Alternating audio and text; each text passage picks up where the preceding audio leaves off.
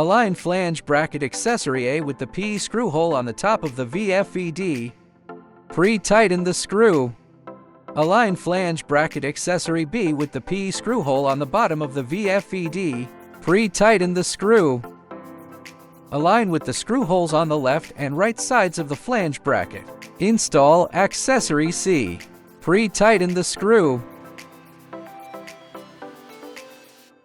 After installation, fully tighten all screws to secure the flange bracket.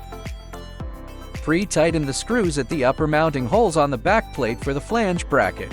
Hook the keyhole slot at the upper end of the flange bracket installed on the VFD onto the pre-tightened screws. Pre-tighten the bottom screws.